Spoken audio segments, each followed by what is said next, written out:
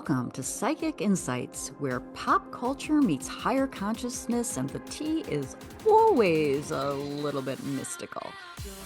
I'm Robin Richardson, your psychic girlfriend, and around here we don't just watch the drama unfold, we read the energy behind it, whether it's celebrity scandals, reality TV, chaos, or true crime with a twist.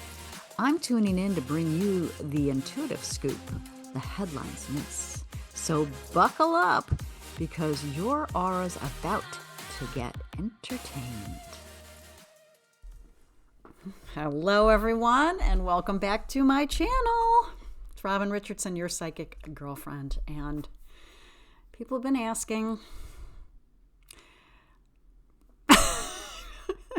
what about Laura's mom, Laura Owens? Her mom, Jan Black, otherwise known as Elizabeth Naylor. I don't know. They want to know. People want to know about her energy. And so I took a little look-see into her astrology and human design.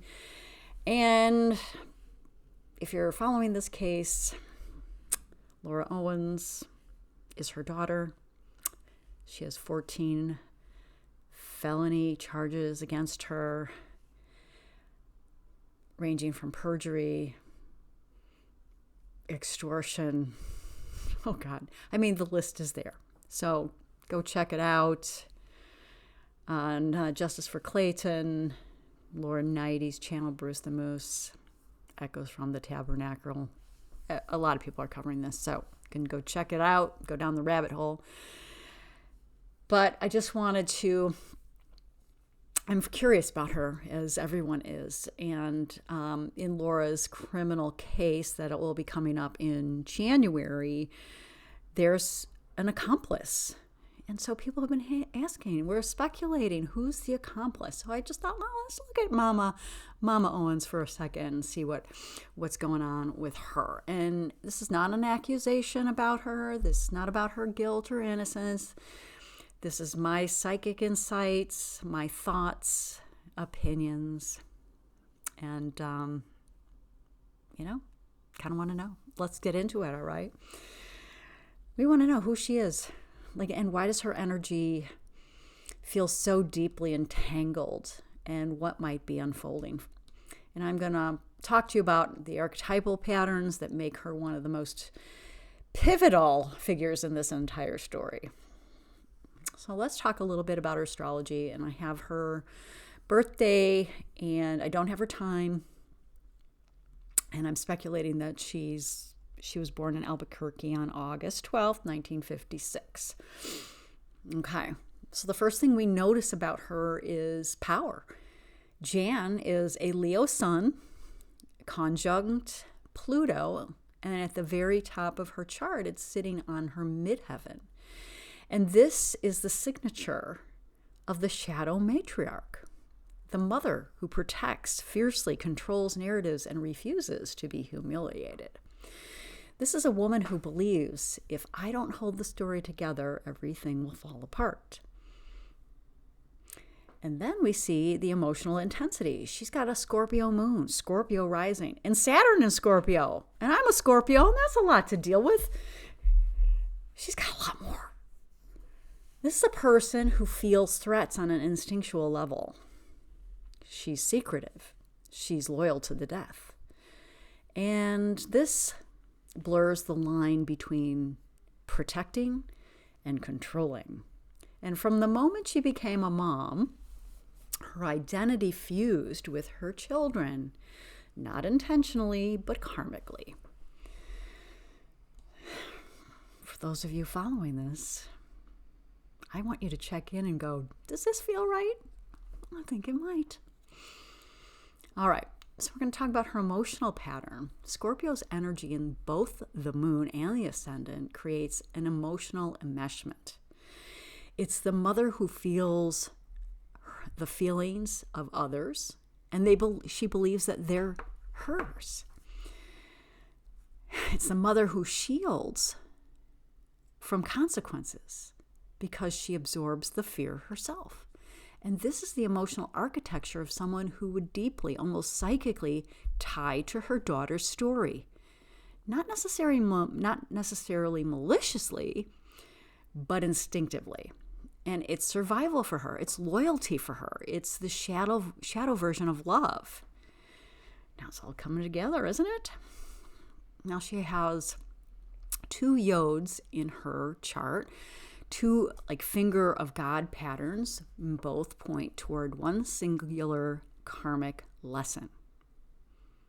When does loyalty stop being protection and start becoming enabling? These yods force her to confront truth, honesty, and moral clarity themes that she has avoided all her life. She was born into a karmic contract where she would eventually face a moment like this, a moment where truth can no longer be rewritten. And so now let's add her human design.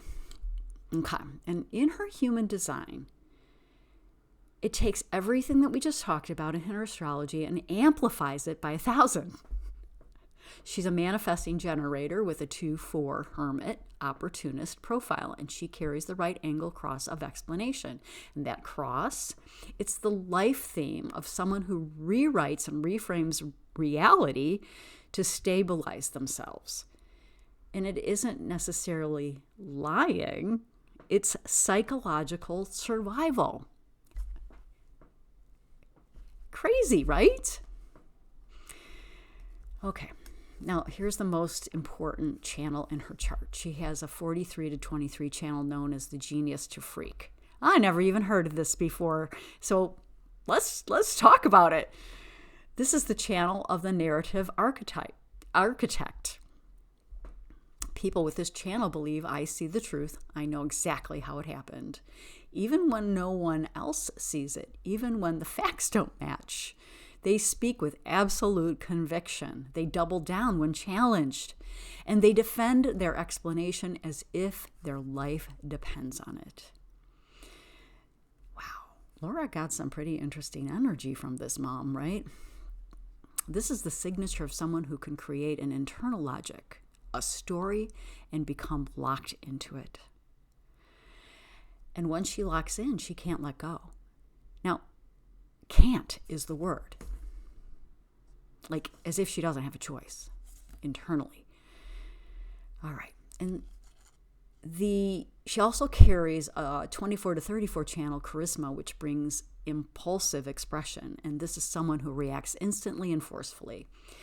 Add the 5-2 fixation channel, and you get someone who becomes attached to a narrative with laser-like focus. She doesn't shift. She doesn't question it. She sits in one story, one explanation, and holds on to it, even if the world around her is cracking. Her open solar plexus means she feels other people's emotions but can't interpret her own.